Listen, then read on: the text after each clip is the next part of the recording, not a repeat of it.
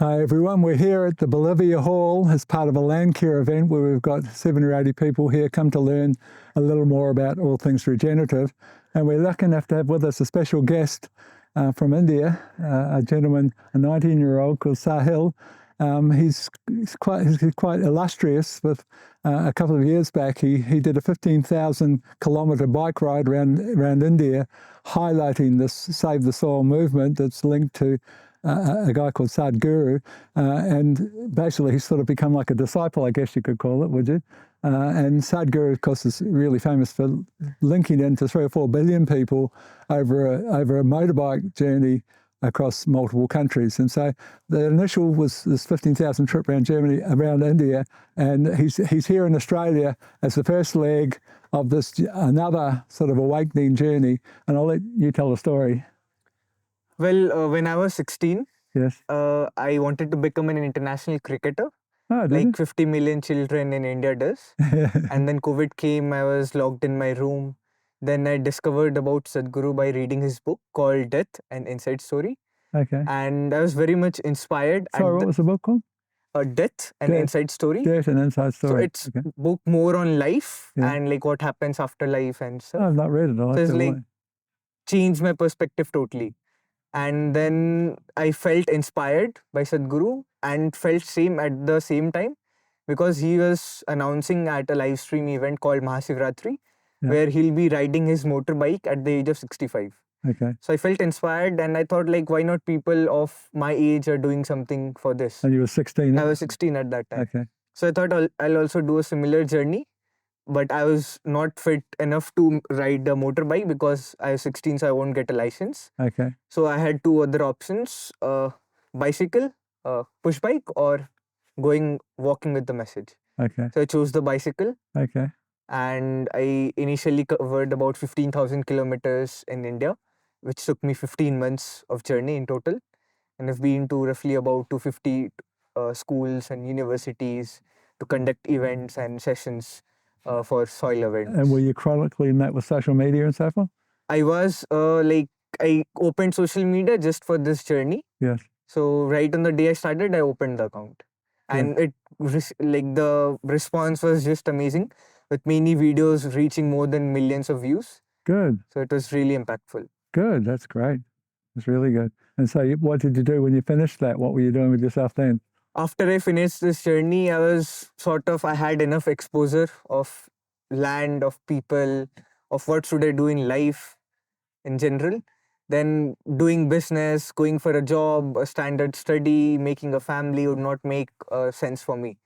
So I was in a introspection kind of time. So I spent about 6 months in Isha Yoga Center in Coimbatore, which is where Sadhguru's ashram is. The Sadhguru's ashram. To introspect like what I should do with my life. Okay. There I got this idea that I should do a journey on an international level. Though after I finished the Indian leg of the journey, I told myself one thing, that cycling is one thing that I'm never again going to do in my life. Okay. Because it was so painful, so challenging. I mean, you cannot say, it was so exhausting. But I thought like this is something that's more meaningful and purposeful in life to do, rather than your own petty little dreams and desires. Okay, and so this current journey's just begun in Australia, has it? Exactly. So I've started from 21st of March. Okay. From Bundaberg. Bundaberg, okay. Yes, and I've rode all the way till Grafton yesterday, and going towards Inverell today. And in between, I had a good stop here in Bolivia with amazing people here. Good. And so what's the plan from here? You're going to cycle around Australia, are you? Well, I'll be cycling all the way till Adelaide, which will take me roughly about 2 to 2.5 months in total. Okay. And I'll be flying to Perth for a couple of engagements. And after Australia, in Australia, I'll also be visiting Sydney, Canberra, Melbourne, in between. Okay. And apart from Australia, I'll be visiting Indonesia, New Zealand, Singapore, Malaysia, and 12 countries in Europe, then UK and the States. Oh, wow. So how many kilometers are all up this time around? So it is roughly about 20,000 kilometers. Good. And have you activated the same social media network to let everyone know what you're doing? It is the same, and to give you a fact, a social media metric, the last 15 days of the journey, I've received somewhere about 800k views Okay. just on Instagram. Already. So it has the response, the impact has been absolutely amazing. Okay. That's wonderful news. So tell me about Sadhguru's concepts. I mean, you're following his concepts. Can you just give us a short summary of what his message is? Well, talking about Safe Soil movement, Yeah. we are trying to reach out to half the population of the globe to make them first of all learn like what is soil, why is it degrading, why is it going to get extinct. Yeah. Because when I go and meet people, I have a little logo of Save Our Soil. Yeah. And people read Save Our Oil. Oh, they read Save Our Oil. Yes. So That's just what they automatically see. First thing, people have absolutely no idea that even soil can go extinct. Yeah.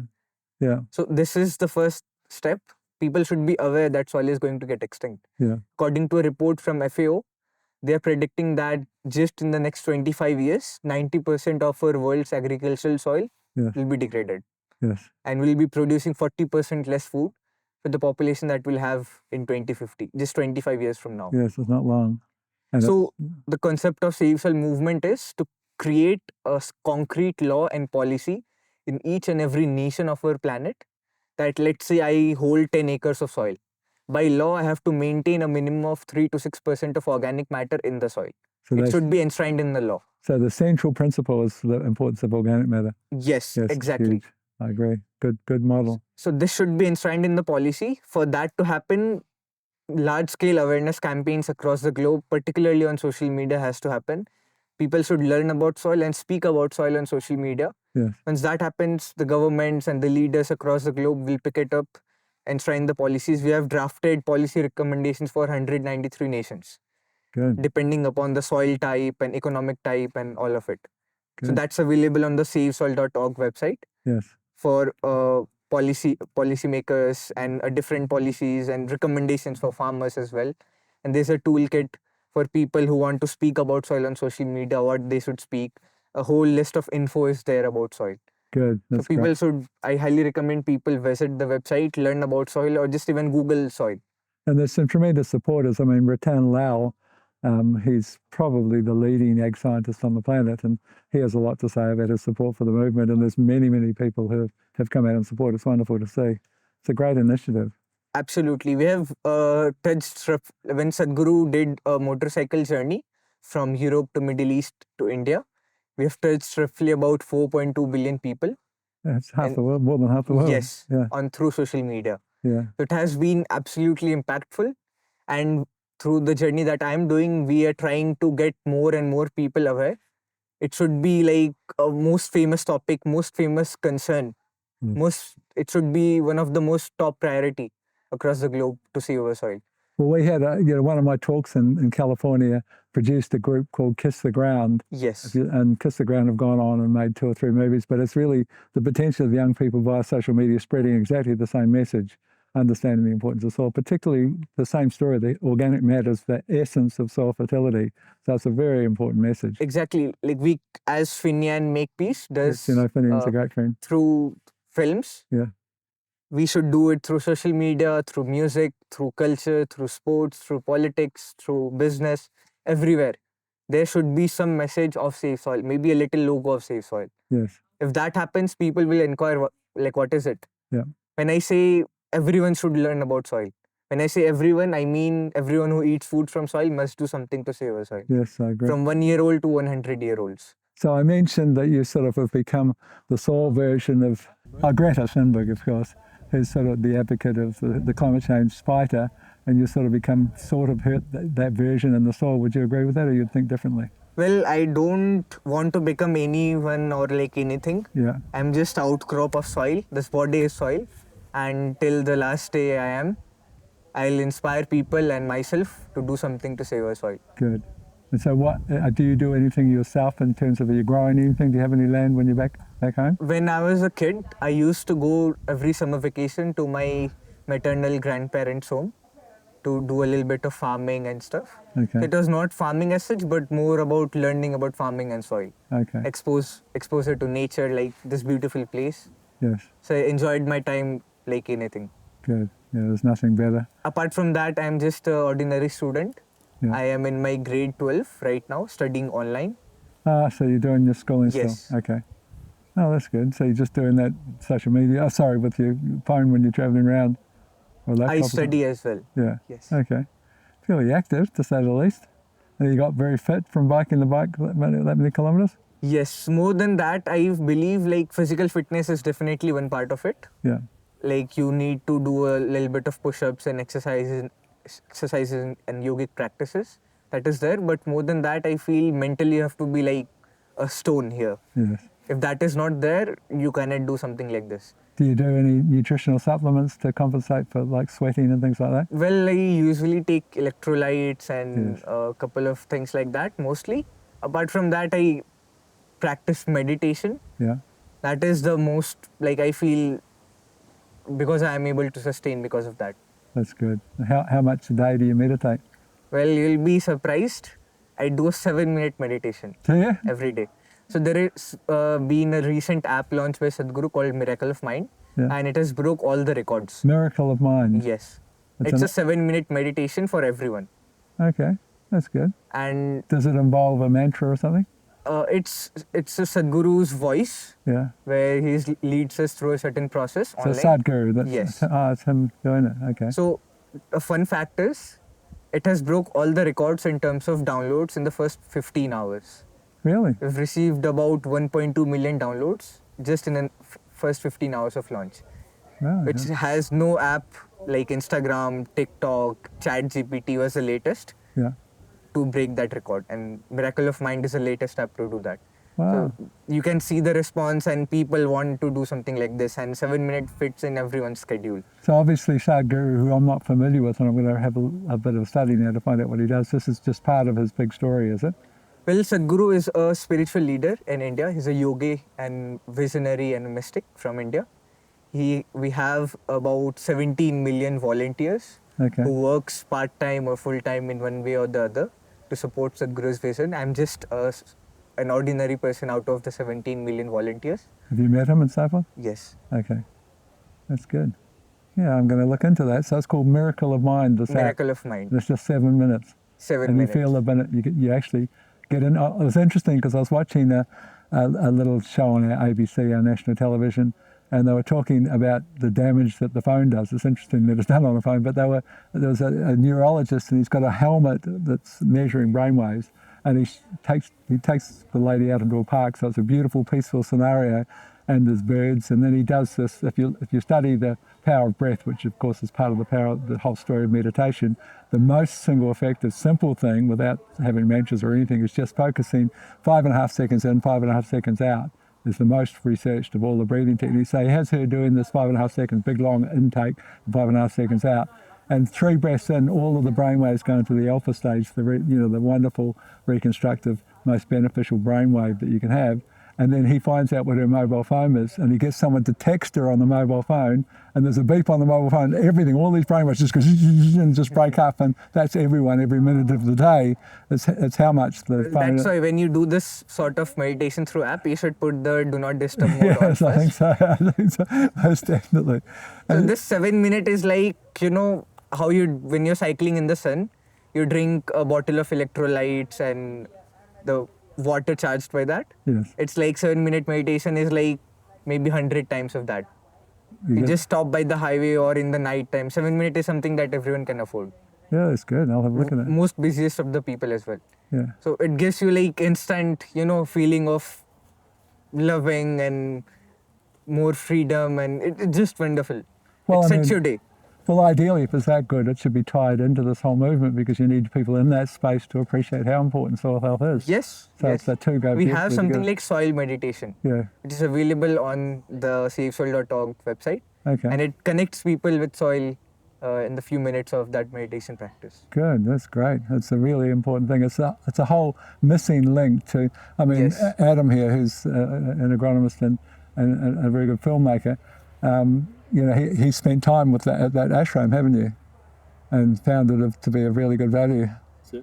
Yeah. Yeah. But the linking of that more spiritual side to this whole need for change is huge. It's a really important part of the whole story, and so it's a wonderful initiative, and thank you for helping with it.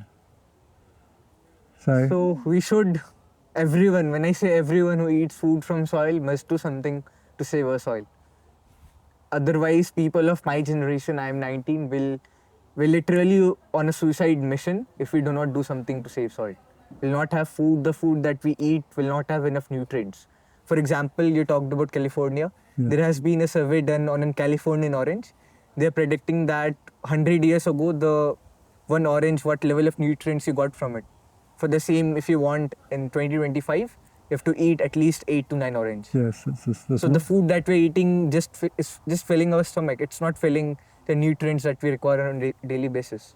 Yes, it's one of the reasons that I've sort of talk about the home garden, that you put compost and nutrients and grown it without chemicals is the ultimate wellness tool. Everyone needs a home garden. And of course, with food security becoming a huge issue, it becomes even more important, but it's part of that same story. Do you want to just shortly summarise? I mean, I noticed, because I visited the website for the first time last night just to prepare for having a chat with you, but I noticed that he's got like 4 or 5 or 6 strategies that are key strategies in terms of building this 3 to 6% organic matter. Do you want to just summarise those strategies? Well, if you have to put in very simple terms, yes, for even a 5-year-old to understand, okay, you have to increase organic matter in the soil. That is the basic thing. Yeah. How do you do that? As you said, composting is one of the things. yes, Putting the land under some sort of shade, Yeah. say grasses, bushes, tree cover crops. yeah, This will increase the moisture and the organic content in the soil. The microorganisms that are present in the soil will have enough good situation to live in. yeah, These are 2 simple ways. yeah, If we work towards, we can increase organic matter.